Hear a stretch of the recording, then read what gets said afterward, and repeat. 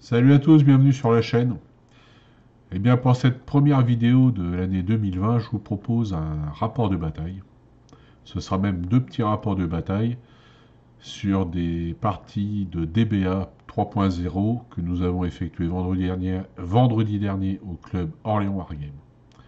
Voilà, j'espère que ça vous plaira. Bonne vision. Mettez un pouce bleu, ça fait plaisir. Partagez. Merci. Donc on commence par une panoramique du champ de bataille.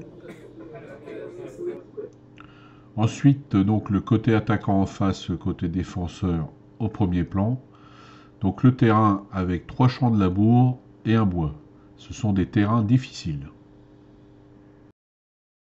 Donc maintenant on passe à la présentation des armées. Donc en premier, les défenseurs, ce seront les choux occidentaux. Avec 4 lames, un tirailleur, 2 auxiliaires, 3 archers, 2 chariots lourds dont celui du général. Alors ensuite, l'armée des attaquants, ce seront les Ouïghours du Turfan, avec 3 cavaleries, dont le général, 3 cavaleries légères, 3 lances et 3 archers. Alors on commence par une panoramique du premier tour. Donc le premier tour, ce sont les choux qui ont joué en premier. Ils ont avancé leurs unités de lames au centre. Les Ouïghours, eux, ont principalement avancé au centre et leur cavalerie légère, 2 unités de cavalerie légère, à la gauche pour attaquer le camp des choux. Vue panoramique du deuxième tour. Les choux occidentaux réagissent en envoyant le chariot lourd du général contrer les unités de cavalerie légère des Ouïghours. Le Ouïghour, lui, continue son avancée au centre et envoie 2 unités d'archers dans le bois pour flanquer le général chou. Vue panoramique du troisième tour. Donc, le joueur chou a avancé 2 unités d'auxiliaires et une unité de tirailleurs sur l'aile droite. Une unité d'archers progresse du centre vers l'aile gauche. Le chariot du général a repoussé les 2 unités de cavalerie ouïghour. Le joueur ouïghour, lui, a avancé son unité d'archers dans le bois. Vue panoramique du quatrième tour. Le joueur chou, avec son chariot du général, a détruit une unité de cavaliers légers ouïghours. Le joueur ouïghour a dû reculer, archers et cavalerie légère. Vue panoramique du cinquième tour. Le chariot du général chou vient de détruire la 2e unité de cavalerie ouïghour sur l'aile gauche et avance au centre ses 4 unités de lames. Les Ouïghours ne sont pas en reste. Au centre, avec une unité de cavalerie et 2 unités d'archers, ils détruisent une unité d'archers chou. Au centre, les Ouïghours accentuent leur pression en attaquant le chariot lourd chou. Les archers viennent flanquer le chariot qui ne pourra pas reculer et sera donc détruit en cas de défaite. Vue panoramique du 6e tour. Au centre, le chariot chou, très efficace, a éliminé une unité de cavalerie ouïghour. Les archers ouïghours ont aussi dû reculer dans le bois. Sur la gauche, le chariot du général va attaquer l'unité d'archers ouïghours. Les Ouïghours avancent au centre. Étant menés 3-1, il n'y a plus de temps à perdre.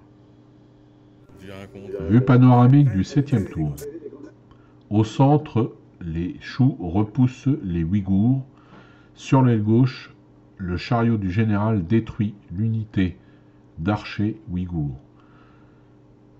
En causant la 4e perte, il remporte ainsi la bataille.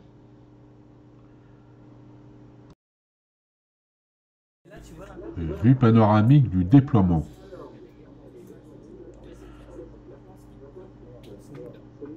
Le terrain, donc 2 collines douces, une broussaille et une zone rocheuse. Broussaille et zone rocheuse sont des terrains difficiles. Le défenseur est en haut, l'attaquant est au premier plan. Pour la présentation des armées, on commence par le défenseur. Donc ce seront une armée de Ouïghours du Turfan, avec 3 cavaleries, dont le général, 3 cavaleries légères, 3 lances et 3 archers. Pour les attaquants, ce sera une armée de Grecs de la cité de Thèbes, avec 2 doubles lances, dont le général, 6 lances, 2 cavaleries et 2 tirailleurs. Vue panoramique du premier tour. Les Ouïghours ont avancé sur leur aile gauche 2 unités de cavalerie légère et une unité d'archers. Les Thébains, eux, ont avancé toutes leurs unités, sauf une unité de lance. Vue panoramique du deuxième tour.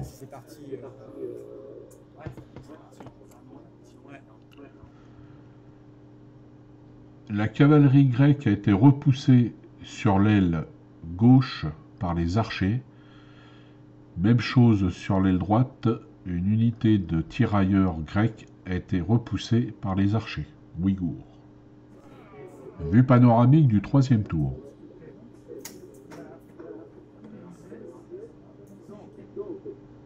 Au centre, les Thébains avancent. Ils arrivent presque au contact de la ligne ouïghour. Sur l'aile droite, la cavalerie thébaine repousse 2 unités de cavalerie légère ouïghour. Sur l'aile gauche, l'unité des tirailleurs thébains qui fuyait s'est reformée et peut de nouveau avancer.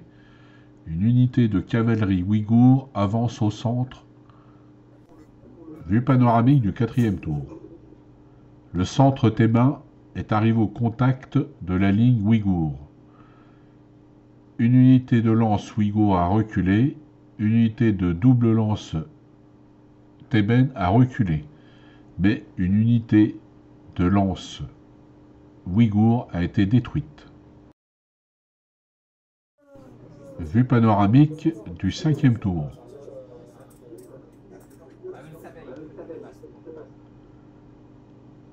Sur l'aile droite, la cavalerie thébaine repousse la cavalerie légère ouïghour. Au centre, la cavalerie ouïghour vient boucher le trou causé par la perte de l'unité de lance. Vue panoramique du sixième tour.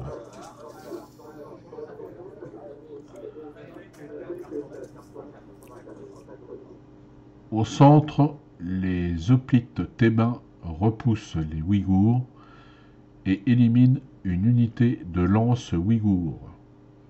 Sur l'aile droite, statu quo dans les combats de cavalerie. Vue panoramique du tour numéro 7. Sur l'aile droite, la cavalerie thébaine repousse la cavalerie légère ouïghour. Au centre, une unité de lance thébaine détruit une unité de cavalerie ouïghour. Vue panoramique du tour numéro 8.